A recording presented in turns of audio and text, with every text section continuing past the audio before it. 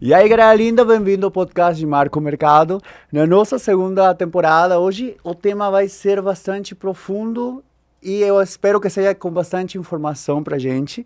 Nosso convidado é comunicador, produtor artístico, influenciador, palestrante, formado em comunicação social, referência nacional na promoção da saúde, na visibilidade de vivências com HIV e na defesa dos direitos da comunidade LGBTQIA+, diagnosticado com HIV no 2013, transformou sua experiência em ativismo utilizando as redes sociais, podcasts e palestras para combater o estigma, promover a prevenção combinada e discutir sexualidade, redução de danos e autonomia corporal. Atualmente é co-apresentador do podcast e videocast Moedor, e ele é uma das vozes mais atuantes na promoção de informação, acolhimento e cuidado, impactando milhares de pessoas em todo o Brasil. E temos o prazer de ter nosso convidado, Lucas Raniel. Seja muito bem-vindo. Oi, gente, tudo bem? Muito obrigado pelo convite. Nossa, quanta coisa, né? Eu fiquei assim, caramba, eu já fiz muita coisa. Mas sim, são 10 anos já criando conteúdo na internet, são 12 anos vivendo com HIV, então já fiz bastante coisa e agora tô com projetos novos também, fazendo outras coisas para além das redes sociais. Então a gente vai bater um papo bem legal aqui hoje. Eu estou muito entusiasmado por o bate-papo de hoje. Acho que é um tema que às vezes você acha, nossa, não, já tem muito caminho avançado, já não tem tanta agressão, tabus, mas ainda existe. E acho que é um tema que continuamos lutando porque não seja tão impactante nas vidas das pessoas, né? Sim, eu acredito que realmente muitas coisas avançaram. Hoje em dia a gente tem PrEP, a gente tem PEP, tem DoxyPEP, tem vacinas que estão vindo para ser estudadas aí relacionadas ao HIV, tratamentos de longa Sim. duração, né? Só que o que eu costumo falar, observando muito do meu trabalho nesses últimos 10 anos, é que a gente ainda não conseguiu avançar da maneira correta na comunicação. Quando a gente vai olhar a grande mídia que fala sobre o assunto, ainda fala de um lugar que traz estigma, que traz aquela desconfiança, aquele preconceito, Sim. principalmente mídias menores, de lugares menores, cidades menores, que às vezes acabam mais propagando o estigma do que diminuindo ele na sociedade, né? Eu falo por lugares que eu acesso e mensagens que eu recebo de pessoas que me falam e me contam suas experiências ao relatar que vivem com HIV, seja para o seu parceiro, para sua parceira, ou no seu trabalho, ou para sua rede de amigos. Ainda existe muito estigma, as pessoas ainda não estão preparadas para falar sobre HIV da maneira que tem que ser, Sim. porque as coisas avançaram. Hoje em dia eu tô aqui, eu tomo meu medicamento diariamente. Daqui a um tempo não vai nem mais precisar ser diariamente, porque já estão sendo estudados medicamentos de longa duração. Então as coisas avançaram tanto na questão da ciência, da saúde, dos fármacos, dos tratamentos, da prevenção, só que a comunicação da galera ainda tá falha, ainda tá devagar. As pessoas ainda têm um pensamento, assim como eu tive lá em 2013, quando eu descobri o HIV, e 2013 já não, já fazia-se muitos anos após o início da Sim. epidemia, né? Mas lá quando eu Começou em 1970 em e... 82, Sim. 83, por ali. Então, a gente já está há 40 anos de epidemia do HIV e quando eu descobri em 2013, eu achei que eu fosse morrer. A primeira coisa que vinha na cabeça era Cazuza, era Fred Mercury. E hoje, ainda até hoje, as pessoas que se descobrem viver com HIV, principalmente as pessoas do interior e as pessoas da comunidade LGBTQIA+, a gente se coloca nesse lugar de culpa, a gente se coloca nesse lugar de morte, de que a vida acabou, de que as coisas acabaram, e na verdade não. Para mim o HIV ele veio sim como uma notícia muito triste, né? Uma bomba que fez com que eu mudasse alguns trajetos da minha vida, mas olhando por outras perspectivas, ele me ensinou muitas coisas. Hoje em dia eu falo que é um presente também ter descoberto que eu vivo com HIV e ter descoberto cedo, Sim. porque se a gente descobre tardiamente, a gente desenvolve a AIDS, né? Porque também tem essa diferença de HIV e AIDS. Mas para mim foi um presente porque eu comecei a olhar a comunidade, comecei a olhar as questões relacionadas à saúde para nossa comunidade LGBTQIA+, de uma outra esfera, de um outro ângulo. Eu que era uma gay do interior do estado de São Paulo. Eu vim de uma cidade de 30 mil habitantes. E aí, depois dessa cidade, eu me mudei para uma cidade um pouco maior para me formar em comunicação social. Mas ainda assim, a cidade tinha aquela sensação provinciana. Sim. Cidade do interior, onde as gays são muito certinhas, discretas, fora do meio. E nossa mentalidade, né? Quando a mentalidade com a que você é criado e teu entorno também faz que você tenha um conceito da vida diferente. Total, e era o conceito que eu tinha. Eu costumo até brincar, que a gente vai depois desenvolver aqui também esse papo, mas eu era o típico gay que tinha medo de travesti, que tinha medo de drag queen, que tinha medo de me relacionar, sabe, com as pessoas e alguém descobrir. Então era tudo muito no sigilo. E aí quando eu mudei pra Ribeirão Preto, que é a cidade onde eu descobri que eu vivo com HIV, e lá eu tive olhares de apontamento, de julgamento, quando se começou Porque como que aconteceu? Eu descobri o HIV, fiquei 2 anos praticamente sem me relacionar com ninguém, Sim. achando que eu era uma bomba relógio. E a partir do momento que eu me senti confortável e com informação suficiente pra falar, não, tá tudo bem, eu posso me relacionar, e eu comecei a me relacionar com outros caras, eu comecei a falar pra alguns, pra entender como que eles A reagiriam. resposta. E as respostas não foram das melhores, tanto que uma delas eu apanhei, eu fui violentado fisicamente. Eu relato isso há muito tempo já, e Você as contou pessoas antes de ter relação sexual com essa antes, pessoa e assim apanhou? e mesmo assim, a gente tinha só dado um beijo. E aí eu contei pra ele, falou, ó, antes da gente fazer qualquer coisa, eu preciso te contar que eu vivo com HIV. Na época eu até falava soro positivo, né, que hoje em dia Sim. nem se fala mais soro positivo, que essa terminologia mudou. Aí eu falei pra ele, eu vivo com HIV. E ele no desespero achou que eu tinha passado alguma coisa pra ele beijo. pelo beijo. E aí me violentou dentro da minha própria casa. E aí eu comecei a entender, diante dessa reação dessas pessoas, eu comecei a entender que não tava tudo bem falar que vive com HIV assim abertamente. E aí essas mesmas gays que eu resolvi falar na época começaram a criar grupinhos de fofoca pra falar que eu tava espalhando AIDS intencionalmente. Isso você começou a contar a teus parceiros quando você morava em Ribeirão Preto. Exatamente. E aí, a partir dessa fofoca, né, eu falei, não, gente, estão falando da minha vida sem eu saber, sem eu ir lá me defender, quem vai falar da minha vida sou eu mesmo. E aí foi onde eu fui no Facebook, na época, escrevi um textão, dia 1º de dezembro de 2015, se eu lembro muito bem, publiquei, minha mãe me ligou na hora, falou, você tá maluco? Você postou no Facebook, todo mundo vai ver. Eu falei, mas eu quero que todo mundo veja. Pra todo mundo ver que é normal, pra todo mundo entender que as coisas mudaram, que as coisas avançaram, que eu não sou um vetor, que eu não sou uma bomba relógio, que eu sou uma pessoa que vive com HIV. E a partir disso aqui, vamos ver o que acontece. E aí muitas coisas aconteceram. Tipo, menos de um ano eu tava no Altas Horas, e fazendo projeto com a ONU, e dando entrevista em podcast, e trabalhando, e dando palestra. Falei, gente, então realmente a gente Era é necessário carente, falar. era muito carente desse conteúdo nas redes sociais, até porque as redes sociais estavam começando a A ganhar corpo aparecerem, mesmo. né, os influencers e tal. Falei, tá, eu vejo influencer blogueira de maquiagem, eu vejo blogueira de diversidade, eu vejo... E tem alguém falando de HIV? Não tem. Tinha 2, 3 pessoas, que era o João Geraldo Neto, o Gabriel Comicioli, era pouquíssima gente. Eu fui a terceira pessoa ali a entrar nesse squad, e hoje em dia... Muita gente fala que vive com HIV na internet. E muitas pessoas. Ontem foi a parada LGBT, inclusive, né? Eu tava te E eu falando tava que eu nas tô arrependido ruas. de não ter ido Nossa, lá. eu tava nas ruas e eu fiquei assim, gente, que loucura, né? As pessoas vêm, elas param, elas agradecem, elas choram, elas abraçam, tiram foto.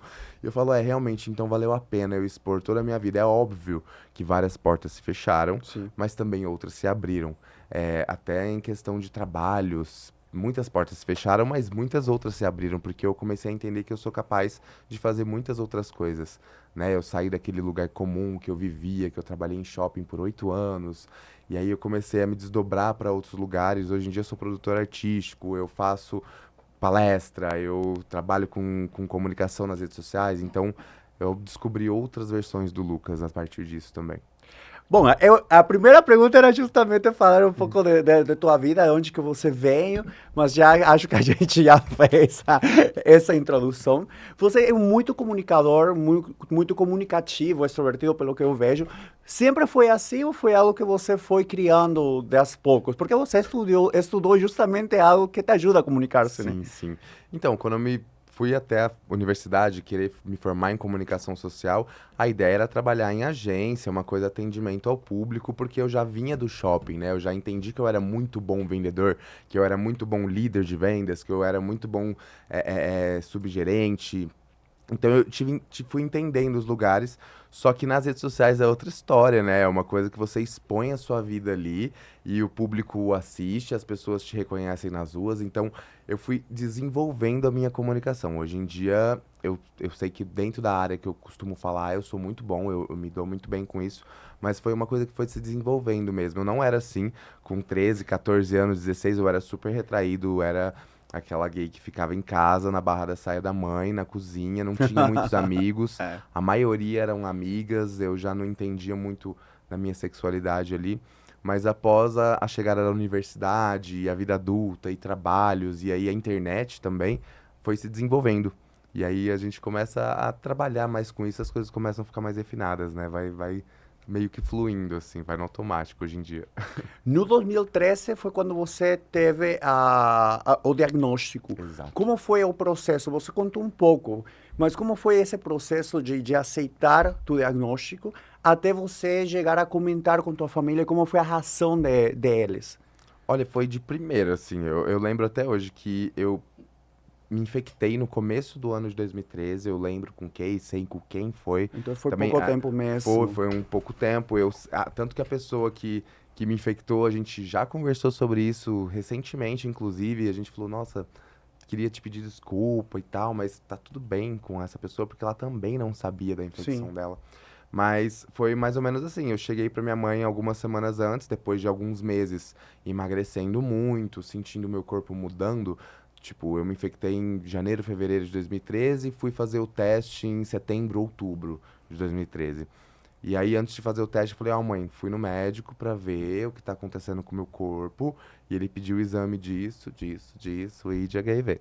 Aí ela já ficou assim, né? Tipo, meu Deus. E eu já sentia. A maioria das pessoas que têm HIV, que vivem com HIV, elas falam que elas costumam sentir quando realmente é aquilo, né? E eu já sentia que alguma coisa estava errada ali. Não errada, né? Eu já sentia que meu corpo estava mudando em alguma... estava Tem falando por alguma dentro. coisa acontecendo, exato.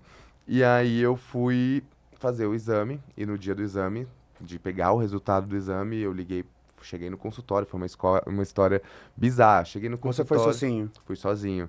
Era consultório, era plano de saúde da época do shopping. Cheguei num consultório particular e tudo mais, entrei na sala do médico, acabou a energia do consultório.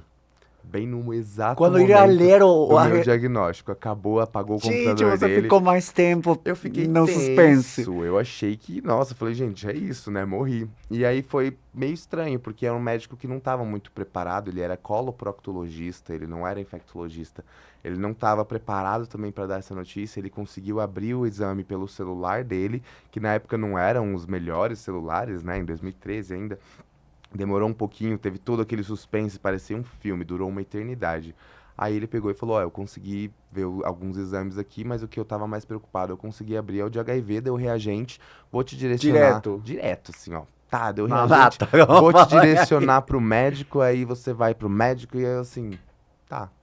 No que eu saí do consultório dele, desmoronei. Claro. Aí sentei na calçada, chorei, pensei em me jogar na frente de um caminhão, fiquei parado um bom tempo na frente desse caminhão, descendo essa ladeira, nessa rua desse consultório.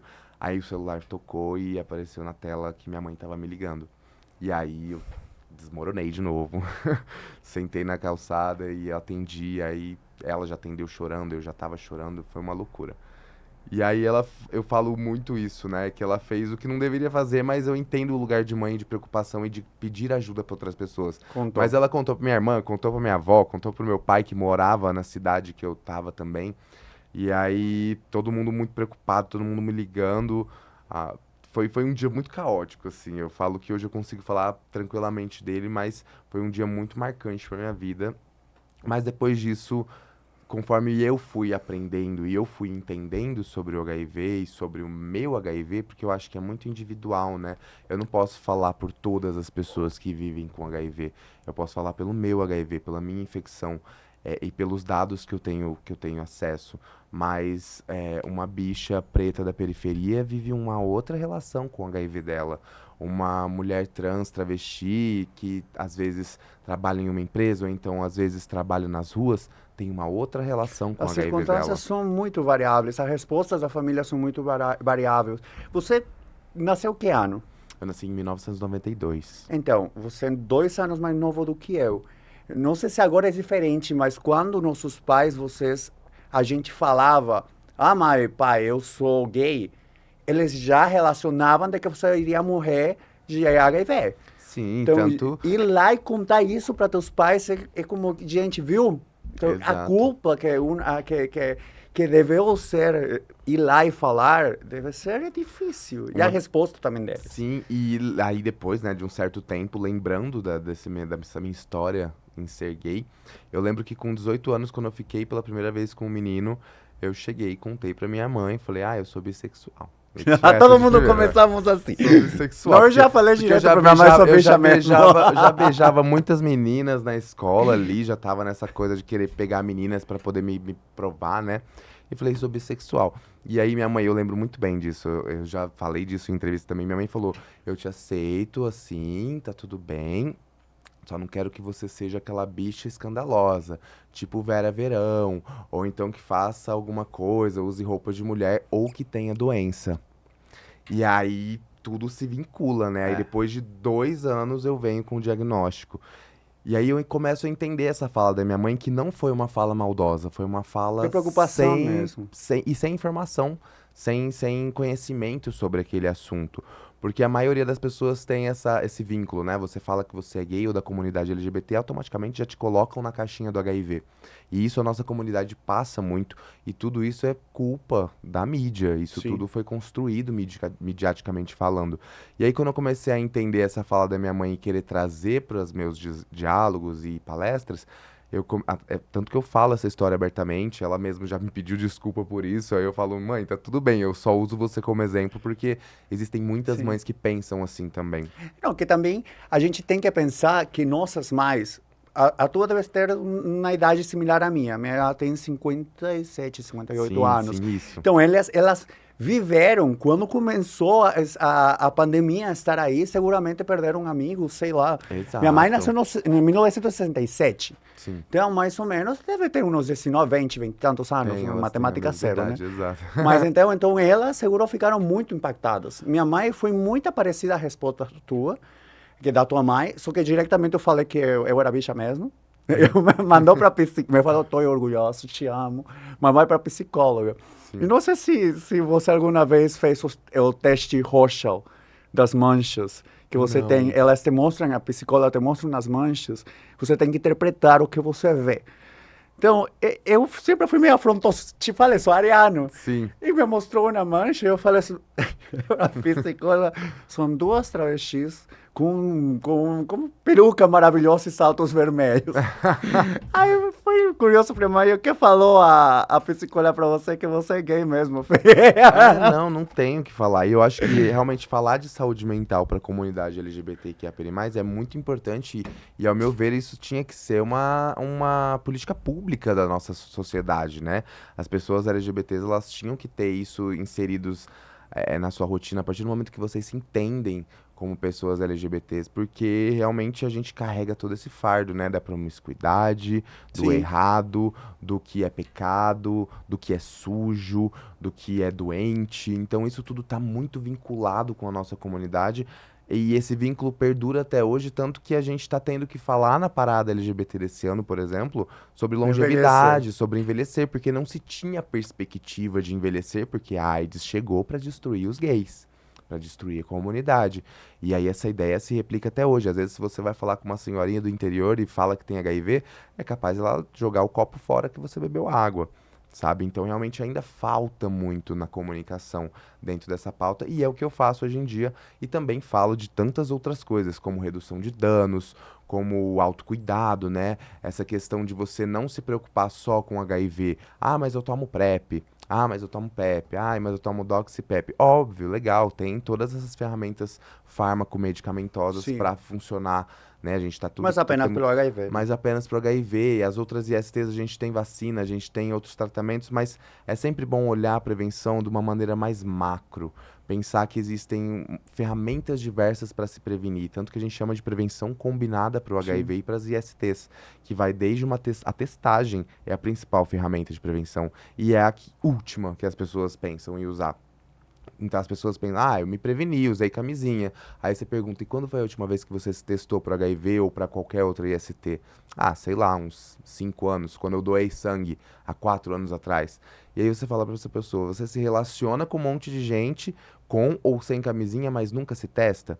Então quando eu falo de prevenção, primeira coisa que eu falo é a testagem. Porque a partir da testagem você começa a criar vínculo com o serviço de saúde. Sim. E a partir do vínculo com o serviço de saúde, você entende qual ferramenta vai ser melhor para a sua relação, qual ferramenta vai funcionar melhor para a sua rotina. É uma PrEP sob demanda? É uma PrEP de uso contínuo? É uma PrEP injetável? É uma PEP, porque você não se relaciona muito? Então, dentro do serviço de saúde você vai ter essa assistência.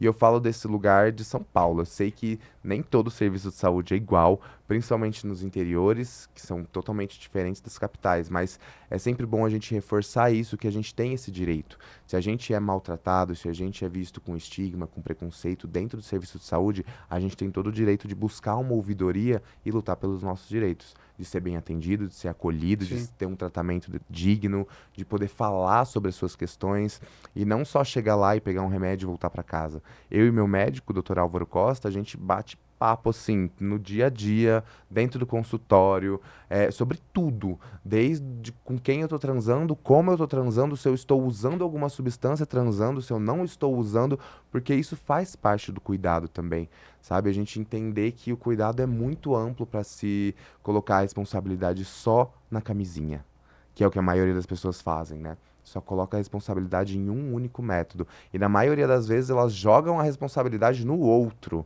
Porque eu ouço muito isso, né? As pessoas, que eu transei com fulano e eu acho que fulano me passou alguma coisa.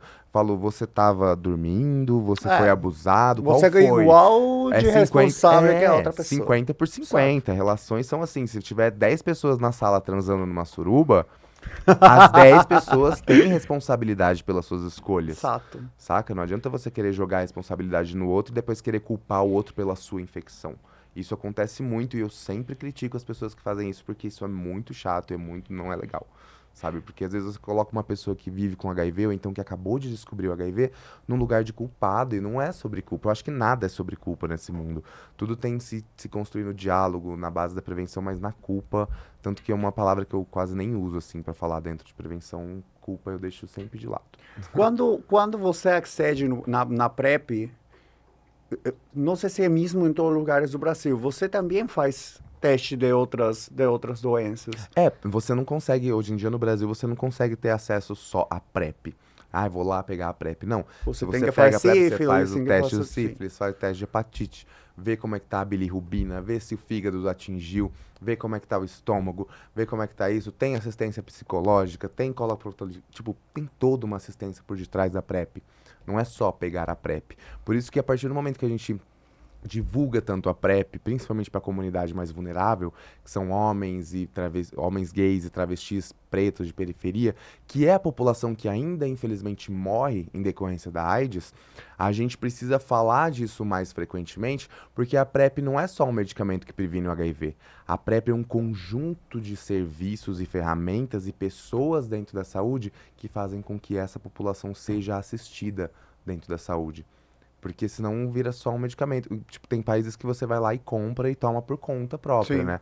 Mas aqui não, aqui a gente tenta fazer esse cuidado de uma maneira mais macro mesmo. Que é importante que essa informação, que muito disso acontece também porque não existe uma divulgação de informação desde as escolas, por exemplo. Exato. Né? Faculdades também, mas, por exemplo, das pessoas que estão na periferia, das pessoas que você acaba de mencionar, que são pessoas que estão em uma vulnerabilidade, muitas delas também não devem ter o conhecimento de que tem esse direito, de que existe a PrEP, se existe, que tem direito a acceder a elas. Uhum. E como seria também a facilidade de acceder nos extremos do Brasil, por exemplo. Sim, exatamente. Tanto que a maior luta do movimento social de pessoas que vivem com HIV é para tentar levar o exemplo do que acontece nas capitais, aqui ou no Rio de Janeiro, para o país como um todo. O país é muito grande, o Brasil é um país muito Sim. grande. Eu sei que é muito difícil, mas a meta é justamente essa: a gente conseguir fazer esse controle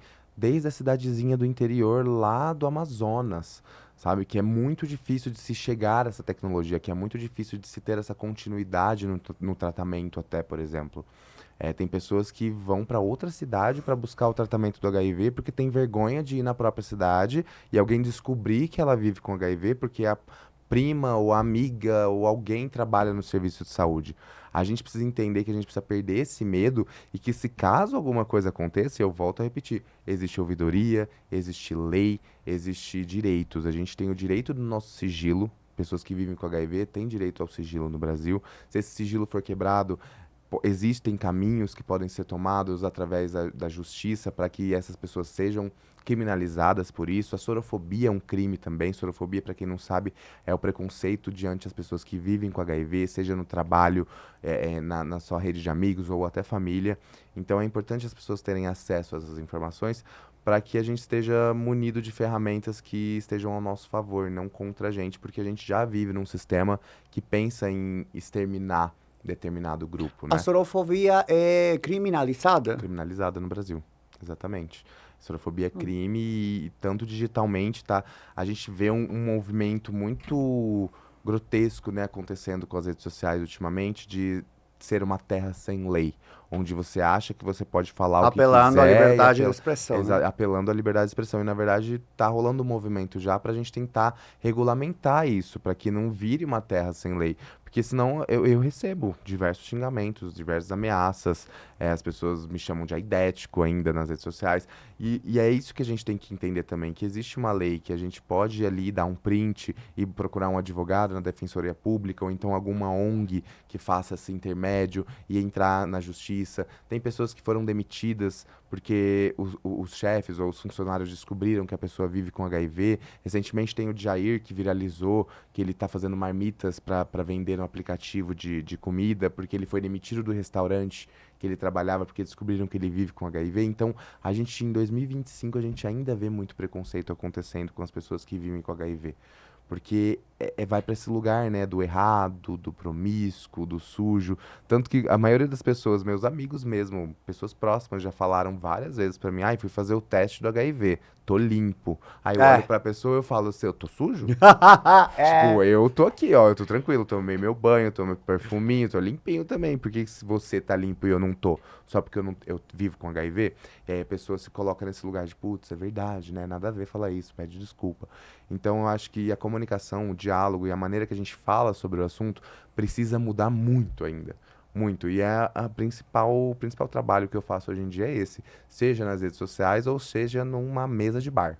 Eu vou estar sempre falando e tentando inserir o HIV e a palavra AIDS no rolê. Porque a gente ainda não zerou os números de mortes de AIDS. E a população que mais é afetada é uma população muito mais vulnerável. Eu falo de um lugar de muito privilégio, um viado gay, branco, cisgênero. Mas a gente precisa olhar para esse macro e olhar para essas pessoas.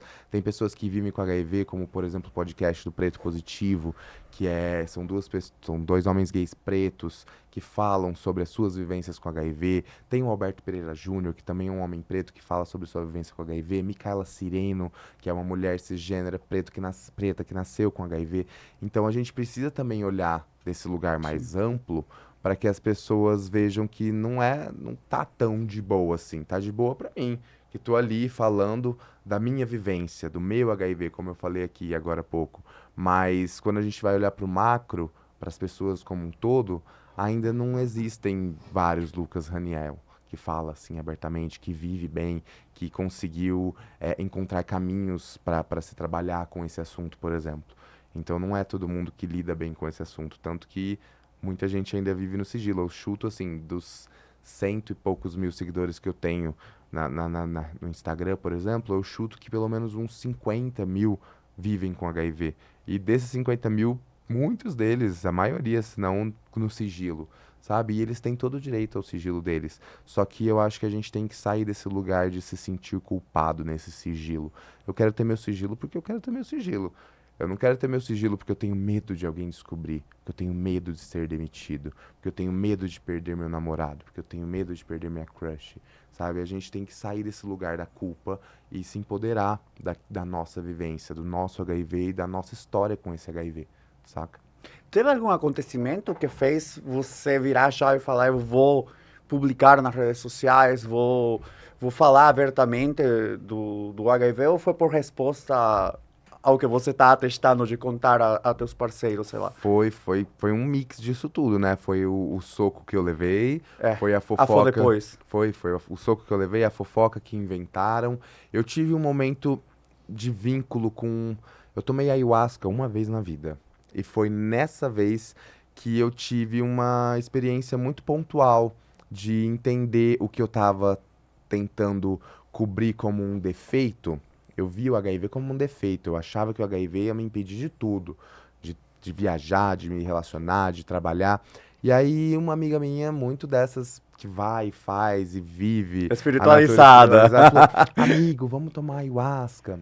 E eu não tô aqui, gente, falando para as pessoas Pro tomarem ou ayahuasca, contra, claro. de jeito nenhum. Mas a minha experiência de ter ido numa aldeia indígena com essa minha amiga, tomar ayahuasca e viver tudo aquilo que eu vivi, as sensações, e no final disso tudo entender que a solução dos meus problemas poderia, quer dizer, que o meu problema poderia ser a solução dos meus problemas, que era justamente falar sobre aquilo que me machucava para outras pessoas não se machucarem também. E aí eu entendi a responsa, né? Que é a, a motivação, né? Que é falar sobre HIV, a responsabilidade também com o público e uma missão. Eu acho que virou mais missão mesmo. Hoje em dia não é minha principal fonte de renda. As pessoas me veem na internet, selo verificado, sempre no meio da galera, em festa, mas não é a minha principal fonte de renda. Nunca foi minha principal fonte de renda. Eu faço justamente como missão e trabalhos que aparecem ao redor disso são consequência da qualidade daquilo que eu entrego, mas eu sei que eu fiz muita diferença em muitas coisas aqui no Brasil, tanto na questão da comunicação, das terminologias que eu sempre cutuquei as pessoas, tipo, ai, gente, não vamos falar mais soro positivo? Ai, mas por que, Lucas, não vai falar mais soro positivo? Porque o soro que tá positivo não tá no meu corpo, ele tá no laboratório. Eu não sou o soro, eu sou uma pessoa. E aí, a partir do momento que eu falo que eu sou uma pessoa que vive com HIV, eu trago a vida em primeiro lugar do que o HIV. Porque eu vivo com HIV, eu não sou o HIV, eu não sou o soro, eu não sou o portador do vírus. Eu não Porque te define também. o termo portar a gente usa para objeto. Eu não estou portando HIV e daqui a pouco eu vou tirar ele do meu corpo e eu vou deixar de portar. Então a comunicação e a maneira que a gente fala sobre o HIV deixa as coisas muito mais leves e faz com que as pessoas se aceitem, com que a sociedade olhe pra gente também com outros olhos. Então é um trabalho de formiguinha, assim, nesses 10 anos é muito trabalho, mas eu gosto muito de fazer o que eu faço porque tem reconhecimento das pessoas nas ruas me abraçando, me agradecendo, as mensagens que eu recebo, as pessoas que me falam que eu salvei elas de uma tentativa de suicídio, que é algo que eu já tentei fazer também por conta do HIV. Então, assim, é uma ajuda coletiva, né? E tá muito mais presente em lugares que a gente nem imagina. Eu já me relacionei com um garoto gay que me contou que ele é de uma cidadezinha do interior, que a mãe dele é diretora de uma das principais escolas, o pai dele é bancário, o irmão não tem HIV, mas ele veio com HIV porque a mãe e o pai vivem com HIV. Aí eu fiquei, nossa, imagina essa família, né, numa cidadezinha do interior. Imagina se a cidade descobre que a mãe e o pai dele vivem com HIV. Acabou a carreira dessas pessoas, acabou o Sim. respeito dessas pessoas. E é isso que eu quero mudar na sociedade. As pessoas não têm que olhar pra gente como se a gente fosse incapaz, ou como se a gente fosse sujo, ou como se a gente fosse errado, promíscuo. Na verdade, não, a gente só vive com HIV. Assim como uma pessoa vive com diabetes, assim como uma pessoa vive com hipertensão, sabe? Não tem por que se construir esse monstro, né? Se coloca um monstro dentro de uma sala e fala, ó, o HIV, cuidado. E não é assim, gente, não precisa ser assim. Após de você abrir o diagnóstico na tua vida, contar nas redes sociais, você acha que afetou muito radicalmente as pessoas que se relacionavam com você de uma maneira amorosa, por exemplo? Com certeza. Nossa, com certeza, até hoje. Mas eu estava pensando até deve ser de uma parte positiva, né? Porque a pessoa que vai estar perto Vira de um você filtro. vai ser... exato, vira A um gente vai filtro. filtrando. Mas eu, como um bom taurino teimoso que sou, na maioria dessas experiências não legais que eu tive, eu tentava fazer a pessoa entender. Não, mas espera aí, por que que você não quer?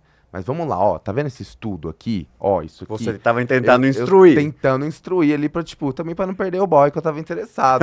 Mas aí também, se a pessoa não tá muito interessada, eu já mando Não dá pra pastar, eu mudar a dou... mentalidade. Mas assim, até hoje em aplicativos de relacionamento, eu acabei de ver seu Instagram, perdi o interesse.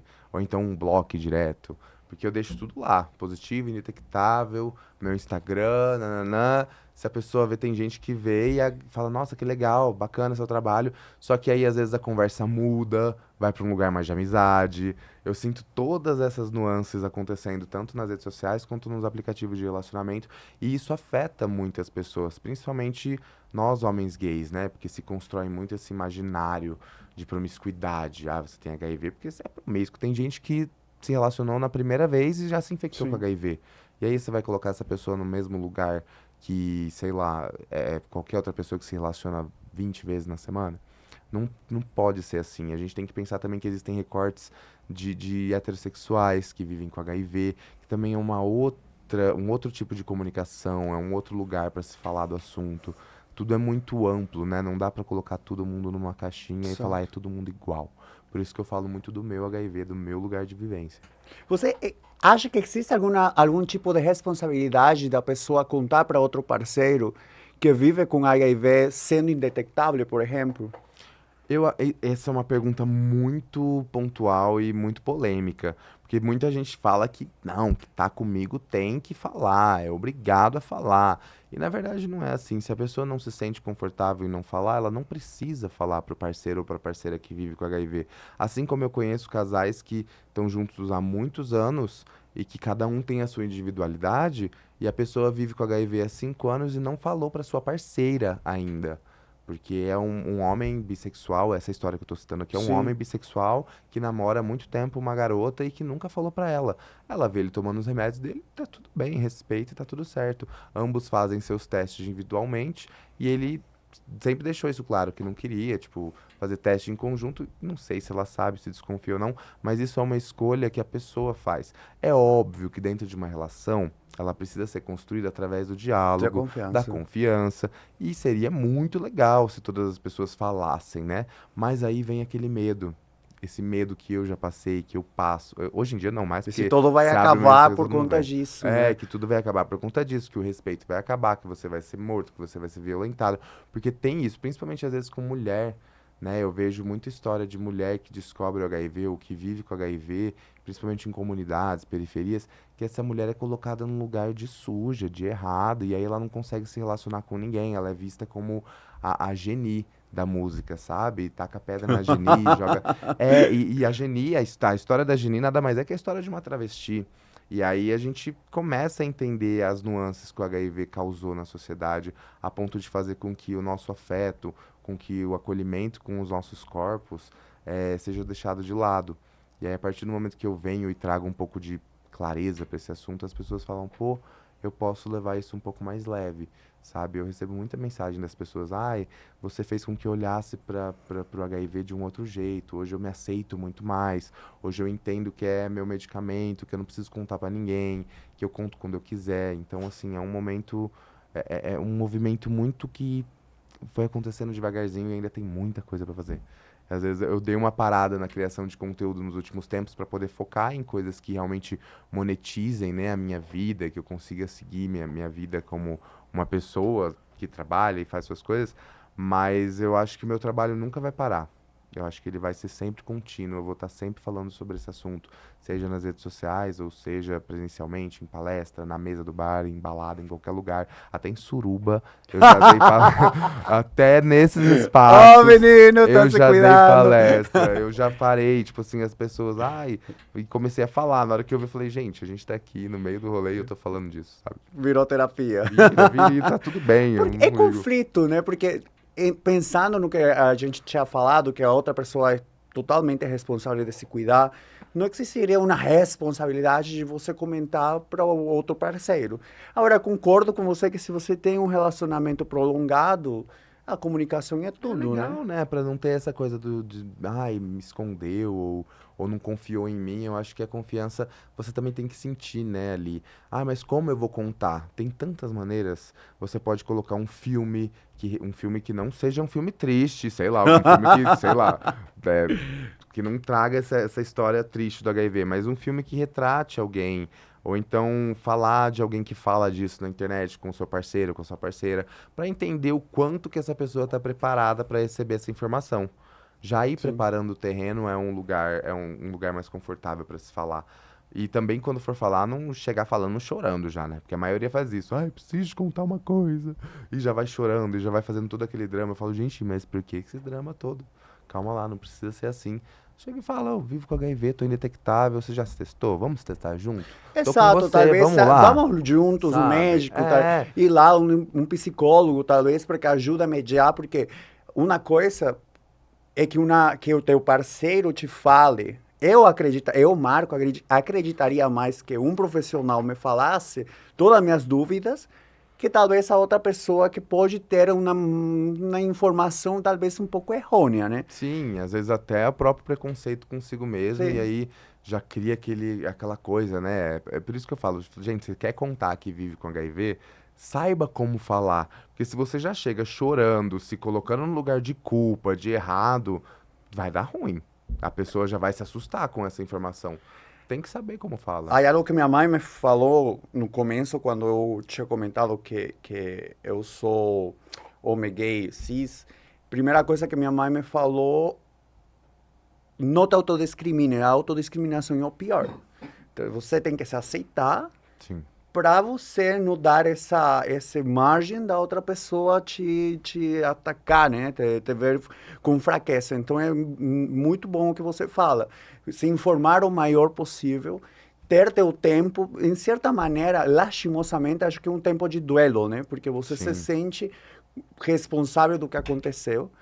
E aí, algo que faz pouco eu assisti, Homem com H, filme maravilhoso. Sim, eu assisti agora. Que o parceiro, quando recebe, tanto Ney Matogrosso, o personagem, acho que na vida real aconteceu, porque eu vi a entrevista, tanto como o parceiro dele, que o Ney saiu negativo e o parceiro saiu positivo, ele falou, estou me sentindo com uma arma. Então, é uma sensação, então, é um período de duelo de aceitação, porque duelo é tudo, não é duelo não só morte, duelo é é o período de você aceitar algo que uma notícia que não é, que lastimosamente para nós e para nossa sociedade não é positivo. Sim, Homem com H eu assisti agora, esse final de semana, eu fiquei em choque, assim, do começo ao fim, porque o começo, eu fui uma criança que fui muito violentada pelo meu pai, assim, na infância, sei lá por qual motivo, não quero saber disso também, mas eu vejo muito ali, eu vi aquele começo do Ney sofrendo muito em casa, com um pai violento por não aceitar ele, aí o tempo passou, ele foi pra cidade grande, conheceu outras pessoas, se envolveu com outros gays, se entendeu como um homem gay ou bissexual, e também teve contato com substâncias, com pessoas que usam substâncias químicas, e aí veio na época a explosão da AIDS, e aí tudo aquilo, a cena final dele deitado com o parceiro dele na cama, nesse momento que a cobra aparece, eu falei, eu chorei muito. Eu chorei essa parte, quando ele cuidava do parceiro, fez ele tomar banho juntos, foi algo muito emotivo. E também nessa parte do banho, trazer super o prazer, spoiler, né? Um mega spoiler. Mas também trazer esse prazer pra essa pessoa que não era vista como um corpo que dá prazer, mas sim como um corpo doente. Isso foi muito forte ali naquele momento pra mim, assistindo aquilo, porque eu revivi sensações que eu não sentia há muito tempo. Então, é um filme muito legal, eu recomendo as pessoas assistirem também. Sim. É bem legal mesmo. Quais são, na sua visão, os mitos ou fake news ou desinformação mais perigosa que ainda circula na nossa atualidade sobre HIV? Ai, que HIV pega pelo beijo, que pega pelo Continua copo. Se continua. Oh, Nossa, se Deus. continua. Tá. E as pessoas, tem gente que ainda que duvida da indetectabilidade, acha que indetectável ainda é transmissível, por mais que tenha 50 mil estudos já dizendo que não, que indetectável é igual a zero risco de Sim. tanto que a gente teve que mudar a nomenclatura. Antes era indetectável igual a intransmissível, I igual a I. Agora é I igual a zero, porque indetectável é igual a zero risco de transmissão. A gente teve que desenhar para as pessoas aprenderem, entenderem que não tem risco de se transmitir o HIV E estando indetectável. esclarecer que os testes cada vez estão sendo mais sensíveis e Com mesmo certeza. assim está dando negativo, porque praticamente está zero. O porcentagem de contagiar é muito menos que tenha estourado a camisinha, que sei lá, é muito. Não tudo está É na sangue muito, mesmo. exatamente. Se não está na sangue, menos nas mucosas. É muito mais seguro você se Sim. relacionar com uma pessoa que vive com HIV, que Justamente está porque tem esse indetectável, controle. do que com uma pessoa que nunca se testou.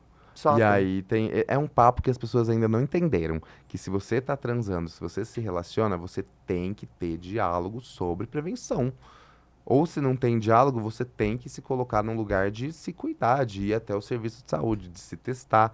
Tipo, eu, antes de chegar nos finalmente com alguém, eu falo de mil e uma coisas. De fetiche ao que eu tomo pra prevenir, sei lá, qualquer outra coisa. A gente fala de tudo antes de chegar nos finalmente. E se não dá tempo também, o papo acontece em algum momento. As pessoas acham até estranho. Nossa, mas ninguém nunca teve esse cuidado comigo de falar, de conversar. Mas eu acho que é importante ter esse diálogo também. Seja antes, durante ou depois a relação. Porque senão a gente não cria também esse vínculo, principalmente na nossa comunidade, né? Que fica uma coisa muito individualista. Sim. Eu acho que a gente perdeu o senso de comunidade, como se tinha antigamente, principalmente na década da epidemia da AIDS, onde todo mundo se juntou para ser uma força só, que se enterrou-se muitas pessoas em decorrência das mortes por AIDS. Mas a gente foi deixando isso muito de lado conforme as coisas foram facilitando para quem vive com HIV, né? A gente foi deixando esse senso de comunidade de lado e eu gosto muito de resgatar ele, entender a gente como uma grande comunidade mesmo. E por mais que eu saiba que se segrega muito, né? Gay. Ah, mas é o gay urso, mas tem o gay Sim. afeminado, mas tem o gay Exato. padrão, mas tem o gay isso. Ah, mas a travesti, tem a travesti da rua, tem a travesti que trabalha na empresa, tem a travesti branca. A gente segrega muito, isso só atrapalha. Eu acho que na verdade a gente tinha que olhar de um lugar mais macro e fazer com que a gente se fortalecesse cada vez mais. E essa divisão, às vezes, não haja, por exemplo, eu já teve todo tipo de corpo, já fui gordinho, já fui magro, já fui malhado, já fui tudo. Quando faz pouco, acho que foi, eu não sei o que aconteceu com uma pessoa que não falei muito de novo com essa pessoa e já me atacou, claro, porque você não é gay padrão, porque você quer não sei o que. Gente, eu sou simplesmente, eu sumi um pouco porque tinha um monte de coisas falsas na faculdade e já tinha uma resposta assim, entendeu? Sim. Então, acho que essa divisão que acontece entre nós é algo preocupante. E aí é algo paradoxo também, porque anteriormente também tive um podcast, uma entrevista com um menino que ele mistura o mundo do nerd com o mundo, com a comunidade. Sim. Interessante ele falar, a gente estava falando sobre a solidão na parte do podcast. E já veio na minha cabeça a solidão na velhice, né? Ele falou, não, agora a gente vive uma solidão atual. Sim. Que é isso que a gente só se relaciona com outra pessoa. Vamos transar, acabou, e já não tem essa relação de amistosa. Não tem mais afeto, né? Não existe Falta mais esse afeto. Sim, eu sinto muito isso. E eu sinto também que assusta muito as pessoas que eu me relaciono, porque eu sou muito afetuoso. Eu posso Torino. eu posso te ver uma noite por 3 horas, mas essas 3 horas que eu estiver com você, vai ser como se a gente estivesse namorando há 10 anos. Sim. Porque eu sou afetuoso, eu sou o cara que vai se preocupar se tá legal, tá confortável, quer isso, quer... Sabe? Porque senão fica tudo muito robótico, muito automático, as coisas perdem o sentido.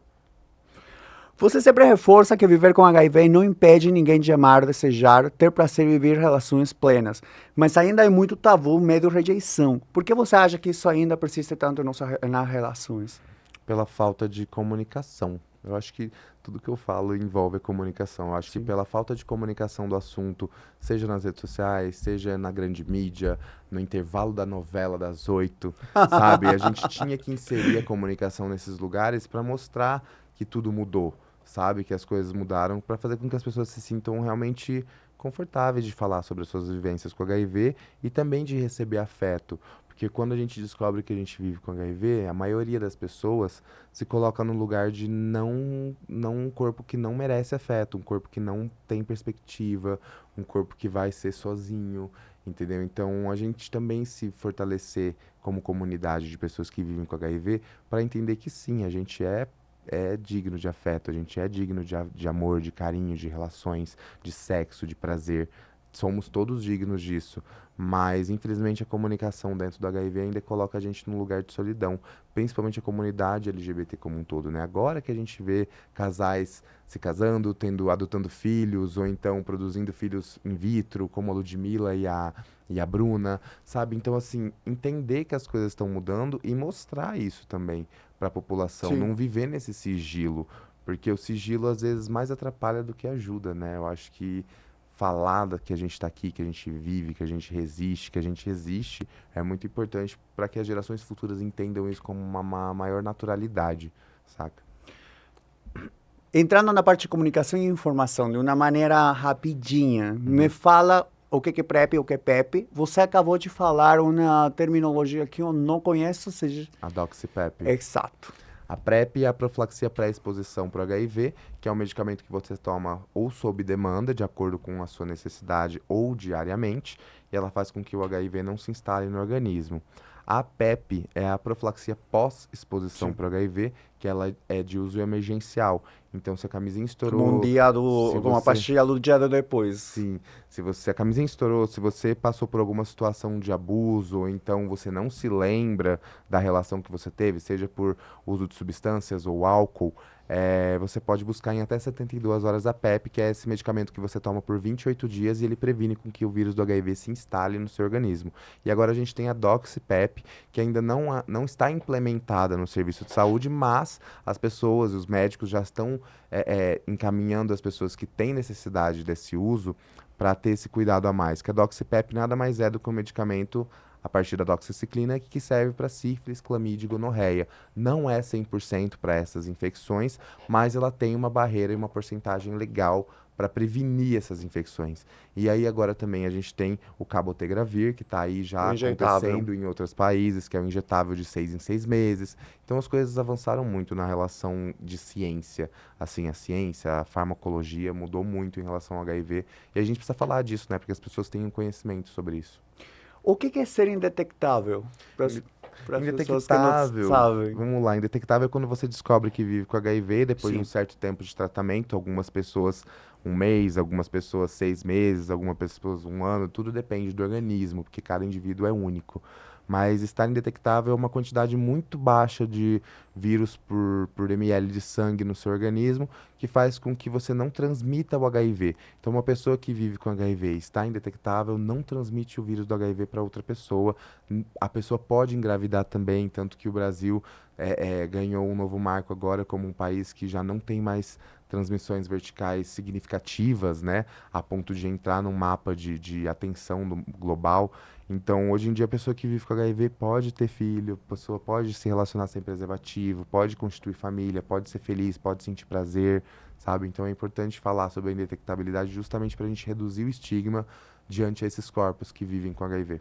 Esse não contágio, quando você é indetectável, acontece desde a primeira vez que você se apresenta indetectável ou precisa ter um período? E outra pergunta, quando a indetectabilidade às vezes tem nuances.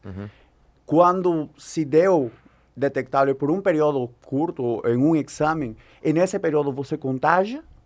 Então, na verdade, como que funciona? Eu ouço muitos médicos falarem, né? Porque eu não sou médico, as pessoas às vezes até Acho acham que que eu sou. foi uma pergunta bem científica mesmo. Foi bem científica, mas eu não posso falar por eles, mas o conteúdo que eu vejo eles produzindo, falando sobre isso, é o famoso blip, que é quando você tem um aumento pequeno da carga viral, Sim. que aparece ali no exame, mas não é alto significativo a ponto de infectar outra pessoa. Então, o blip tem acontecido, tem se tornado uma pauta comum agora, recentemente, porque as pessoas estão falando mais disso, mas não corre esse risco de transmissão, pelo que eu entendi dos profissionais falando. Inclusive, sigam o Dr. Maravilha, Dr. Álvaro Costa, Dr. Vini Lacerda, que são todos os médicos que estão ao meu redor, que falam sobre isso também. E a outra pergunta era sobre... Acho que enquanto desde que você se apresenta como indetectável, você já consegue tempo, né? isso. Precisa, por exemplo, Então, se apresentar varia. indetectável durante um ano, por exemplo. Não, então, existe uma, uma portaria, né, da saúde aqui, do Ministério da Saúde, que fala que depois de 6 meses estando indetectável, você já é intransmissível. Mas, segundo estudos internacionais, não é necessariamente esses 6 meses, sabe? O importante é você manter a sua indetectabilidade, manter o seu tratamento em dia, não pular, não falhar com esse tratamento, porque também pode criar uma resistência do medicamento. Então, assim, tudo varia de organismo para organismo, mas Sim. eles colocam mesmo como 6 meses para a massa como um todo entender que esse período de 6 meses, estando indetectável, você já não transmite mais o vírus do HIV. O tema é chemsex, que é algo que eu não sabia que tive que procurar, ainda é cercado de muito tabu e pouco acolhimento. Como você enxerga essa prática dentro da comunidade e quais são os caminhos possíveis para falar sobre isso com empatia e responsabilidade e principalmente o que é, porque eu fui lá procurar para Então, o saber. termo chemsex é um termo em inglês, né? Eu evito falar palavras em inglês na minha comunicação porque a gente está no Brasil e a maioria da Sim. população não vai entender o que é. O que eu costumo falar é que o tal do chemsex, ou sexo com colocação, ou sexo químico, ou sei lá... Sexo químico. Sexo químico, né? Que é esse sexo que envolve substâncias químicas, Sim. né? Desde uma bebida alcoólica até uma droga injetável. Tudo isso é sexo com colocação, né? Vou falar colocação porque é o termo que a gente usa na Sim. comunidade. Então, se você toma um drink, um Viagra, uma Tadalafila, isso já está sendo considerado como alguma coisa que altera o seu natural do seu organismo. Então, tudo que sai do natural, que faz com que você tenha outras sensações, que você precise de outras substâncias ou outras coisas para você ter aquele prazer ou se sentir confortável, isso é considerado como sexo com colocação, ou chemsex, ou sexo químico. Eu falo desse lugar porque por muito tempo eu entrei nesse universo, eu usei metanfetamina, eu já usei cocaína, eu já passei por esse lugar, e justamente por falta de aceitação comigo mesmo, com o meu corpo vivendo com HIV, por não ser um homem gay padrão, por ser um homem gay mais perfil ursinho, mais gordinho, isso tudo se criou barreiras para eu me relacionar com outras pessoas. E quando veio o HIV, a barreira só aumentou. E as pessoas, principalmente os homens gays, buscam muito essa prática porque tá todo mundo mal da cabeça. As pessoas não fazem terapia. As Que pessoas é o que precisam aumentou entender. bastante depois da pandemia. Aumentou muito depois da pandemia, aumentou a frequência de gays desaparecendo, aumentou a frequência de gente se suicidando, aumentou a frequência de pessoas sendo roubadas, sofrendo golpes, porque justamente as pessoas estão desenfreadas num uso contínuo de uma substância ou várias substâncias para buscar o prazer, para tentar se aceitar, para tentar ser inserido dentro de um grupo também. E eu acho que a gente precisa olhar com mais cuidado para essa pauta. É uma pauta que, se a gente deixar um episódio inteiro só sobre isso, Sim. mas é importante a gente falar sobre isso e buscar ajuda.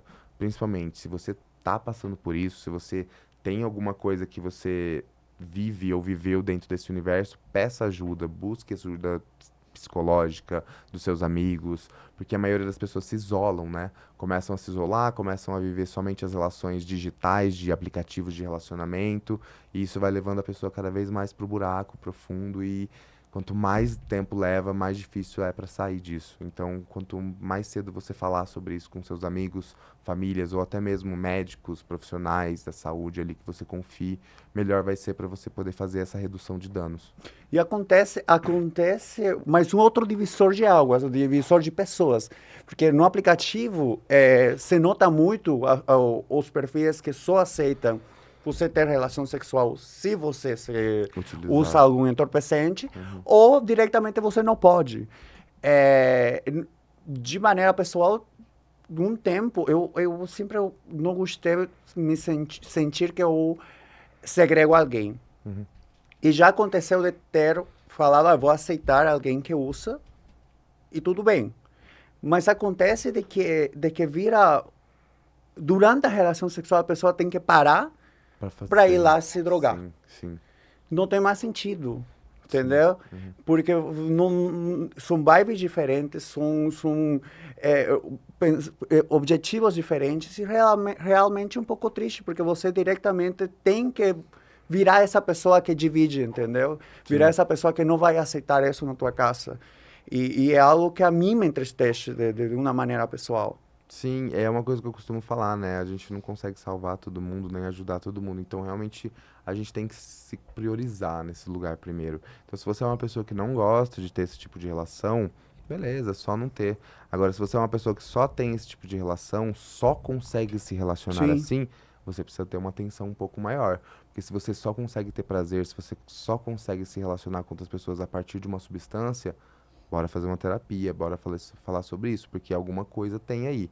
Agora, uso esporádico, não naturalizando isso, mas se a pessoa usa uma vez aqui, outra ali, a pessoa vem uma vez no ano pra parada LGBT em São Paulo e mete o louco, faz tudo, É. sabe? Não que esteja tudo bem, mas é menos pior do que quem tá de quinta a segunda nessa função, sabe? Começa na quinta-feira e para na segunda-feira. É a Isso faz pergunta, né? mal. Quando você tem a noção de que isso está afetando tua vida de uma maneira já muito alarmante, é justamente quando isso já interfere no teu modo de viver, de se relacionar, de trabalhar, Sim, no teu desenvolvimento diário, né? De um exato. jeito que você fala, tudo bem. Não é tudo bem, né? Não é tudo Mas, bem, pelo mas é menos, não é uma importante. alarma mesmo. Exato, é importante as pessoas entenderem o porquê disso.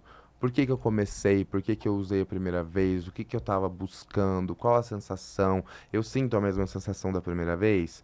Sabe? É isso que eu quero nas minhas relações? Eu vou conseguir construir afeto com isso? O afeto ele dura, ele é duradouro ou ele é só momentâneo? Sim. O prazer ele é duradouro ou ele é só momentâneo? Então é entender essas nuances também que fazem com que as pessoas acessem esse lugar do sexo com colocação, né? Vamos entrar em uma parte muito importante que mais ou menos eu estava te perguntando antes. Nos últimos anos, vimos um desmonte muito preocupante nas políticas públicas voltadas para HIV, para IST e também e até no próprio SUS. Na sua visão, quais são os impactos mais urgentes e mais perigosos desse cenário? Eu acho que no último governo que a gente viu, né, o desmonte da pasta de HIV e AIDS, que colocaram tudo numa pasta só e agora virou hepatites virais. Isso foi muito ruim para o movimento e para a pauta do HIV no Brasil, porque você divide a atenção com outras doenças, com outras questões também. E aí não só divide a atenção, como também divide as verbas, né? E aí isso tudo foi muito duro pra gente que tá no movimento social fazendo esse trabalho todo, porque também se tirou da nomenclatura dessa pasta a palavra HIV e AIDS. Então, a partir do momento que você deixa essa palavra de lado e troca por outra, você já está invisibilizando uma pauta Sim. que ainda é urgente, saca? Então, é um retrocesso, realmente a gente vê um movimento acontecendo também em outros países que refletem também nos projetos sociais aqui do Brasil. Infelizmente, é um movimento que está acontecendo, mas que a gente não pode deixar de falar para justamente buscar Perdão. melhorias dentro dessa pauta, né, dentro desse assunto e fazer com que as pessoas entendam a urgência. Não é porque o Lucas Raniel tá ali na internet falando que tá tudo bem viver com HIV, que todas as pessoas que vivem com HIV estão bem. Sim. Não é assim. Então, a partir do momento que eu levo essa informação também adiante, eu vejo como uma responsabilidade minha de falar sempre sobre esse assunto e de fazer com que as pessoas lutem pelos seus direitos também, sabe? Uma pergunta, se sei pouco da política Uhum. brasileira, preciso aprender porque já me nacionalicei faz pouco, mas no governo atual teve várias atitudes que o último governo que estava voltou para trás Sim. e se retomaram. Por que não se retomou esse caso agora? Por exemplo, por que não se voltou a Voltou ter com esse essa pasta. reconhecimento? Não sei te responder isso, não vou saber te responder, mas realmente esse governo atual ele teve uma preocupação um pouco maior em relação às questões do HIV, às questões de prevenção, às questões de marcar presença dentro desse assunto, mas ainda não é o ideal. Sim. Ainda não é o que a gente espera desse governo. Ainda não é o que a gente gostaria que fosse. Por isso que Porque é já vai bom acabar, sempre. né? Temos, Exato, no é. ano que vem já são Exato, por isso que é eleições. importante a gente também se atentar aos projetos, aos políticos e políticas que se colocam nesse lugar de buscar melhorias dentro desse lugar da comunidade LGBT, da saúde para a comunidade LGBT, da saúde para as pessoas que vivem com HIV. Então é importante a gente pensar sempre nessas pessoas quando a gente for votar. Sim. Você participou como oficineiro do G20 e recentemente o Brasil ficou fora do acordo que permitiu produzir a versão genérica da vacina que justamente estamos falando contra o HIV, mesmo tendo participado dos testes. Qual é a sua visão sobre isso e que impacto isso gera para nosso país, que também é meu agora? Sim. Eu acho que é um retrocesso, sim, de verdade. O Brasil sendo o país e a potência que é, ter ficado fora dessa escolha, né, aí global, ser colocado como Países Baixos e não ter sido quebrada essa patente para que a gente pudesse produzir isso aqui, eu acho que realmente é um erro da sociedade, principalmente das pessoas que decidem isso, porque o Brasil já foi um dos principais lugares no mundo como referência no tratamento para o HIV. A gente tem dados epidemiológicos que mostram que se a gente trabalhar direito e se a gente trabalhar com incentivo, e quando eu falo incentivo eu falo de dinheiro mesmo, de botar dinheiro no caixa, de empregar as pessoas para ir para as ruas testar outras pessoas, de trazer apoio psicológico, de empregar, de trazer investimento monetário para dentro dessa pauta. Enquanto a gente não tiver isso, a gente não vai ter uma redução nos novos números de casos de HIV. É importante a gente ver isso como realmente, como eles veem, né? Um negócio, só que a gente também precisa ser incluído dentro desse sistema de distribuição dessa medicação nova, porque a gente consegue comprovar através dos dados que a gente é capaz de fazer isso acontecer, que a gente é capaz de ter uma redução nos dados epidemiológicos de novas infecções do HIV. O Brasil, por exemplo, São Paulo, aqui a gente tem máquina de distribuição de PrEP e de PEP dentro do metrô. Que país que tem isso? Que lugar que tem isso? Eu sempre fiquei muito Você vai orgulhoso de lá Brasil. no celular, você pega seu QR Code, você tira sua PrEP, você tira sua PEP, você faz uma teleconsulta que é 24 horas por dia, 7 dias na semana, tudo por um O teste aplicativo. rápido para E você HIV tá passando no metrô, é você vai lá e fácil de pega. você aceder Sim, também. você tem acesso a tudo no serviço público. Então, o Brasil é capaz de estar dentro desses países e é capaz de mostrar para o mundo todo que a gente pode sim reduzir os novos números de casos de HIV e também trazer novas tecnologias de prevenção e de tratamento para a população que vive aqui no Brasil. Nós falamos muito da nossa comunidade, mas como você considera a divulgação de todas as informações que a gente falou na sociedade heterossexual? Baixíssima, quase zero, sim. A população heterossexual acha que o único método de prevenção é a camisinha Sim. e que a responsabilidade deve ser colocada somente em cima da camisinha, e a maioria da população heterossexual não usa camisinha. Eles convencem muitas vezes as suas parceiras mulheres cisgêneras a se relacionarem sem camisinha porque, confia em mim, e nesse papo eles vão ganhando. E aí a gente vem com dados epidemiológicos mostrando que desde 2015 a população que mais se infecta com HIV é a população heterossexual. E aí eles ficam assim, uau, mas não eram os gays? Não eram os viados? Não. A gente, como comunidade LGBTQIA+, a gente se fortalece. A gente foi colocado tanto nesse lugar de sujo, de errado, de Exato. doente, que a gente aprendeu a se fortalecer e a se construir informação dentro, a se produzir informação dentro da comunidade. Tanto que os dados mostram que hoje em dia não somos mais as pessoas que mais se infectam. Então, dentro da comunidade heterossexual ainda é muito raso. A PrEP virou rotina de nossa vida saudável, Sim. como de ir a um médico cada 6 meses, cada 3 meses, já virou praticamente parte das nossas vidas. Exatamente. E é muito preocupante como a minha melhor amiga, que é hétero, eu falei, e aí, tus exames médicos, você já fez HIV? Não, eu tenho um namorado de 3, 4 anos, e aí você sabe que a pessoa é fiel para você 100%? Pois é. Aí Tem eu levei pessoas ela a que fazer teste, porque você existem não tem nem histórias noção se a de pessoa vai pessoas ser que assim. descobrem HIV depois de 20 anos de casado. Tem pessoas que descobrem viver com HIV depois do parceiro e da parceira falecer em decorrência da AIDS. Então, assim, não tem a rotina e a prática dentro da comunidade LGBT. Esse cuidado, quer dizer, na comunidade heterossexual, esse cuidado que a comunidade LGBT tem de se testar, de ir no metrô, pegar a PrEP, de pegar a testagem, de pegar a camisinha, isso não existe na comunidade hétero. Eles colocam a responsabilidade da falta da saúde deles toda na população gay, como se a gente fosse responsável pela AIDS. E, na verdade, não, as coisas estão acontecendo com muito mais frequência dentro da comunidade hétero. Eu tenho uma amiga, uma das minhas melhores amigas, que é produtora de conteúdo adulto. Uhum. Ela bota suas caixinhas de perguntas no Instagram. E uma das perguntas que, sei lá quem fez, foi engraçado, porque falou você não tem medo de gravar com travestis e gays? São as pessoas que mais se cuidam, né, na real. Entendeu? Sim. Então é isso, esta conversa que a gente está tendo, às vezes eu gostaria que seja algo que já nem se precise ter um espaço para falar, entendeu? Que seja tanto conhecimento comum, falá-lo nas escolas, por exemplo, falá-lo Universidades, na universidade, de uma maneira... Exatamente. Sim. E que justamente, o que você falou durante o podcast, a palavra HIV não ser uma palavra que seja uma pauta, uma temática que não se pode falar na mesa. Exato. Não se pode falar abertamente. E isso eu acho que é um futuro melhor para a gente. Em realidade, que seremos, né? Sim, com certeza. Seremos no futuro. Com certeza. Levar informação e a comunicação dentro disso é uma das principais ferramentas de redução de estigma e preconceito na sociedade. Lucas, a gente chegou ao nosso tempo, bem que eu tenho um reloginho aí. Para a gente encerrar, que mensagem você gostaria de deixar para quem acabou de receber o diagnóstico? Ou para quem ainda está com muito medo ou culpa preconceito quando se fala sobre o assunto de HIV ou ISTS. E também a pessoa que está procurando por, talvez que tenha medo de fazer a PrEP, das possíveis consequências que possa ter a PrEP na saúde própria. Eu acho que se você que está vendo esse vídeo acabou de descobrir que vive com HIV, a primeira coisa que você tem que fazer é manter a calma.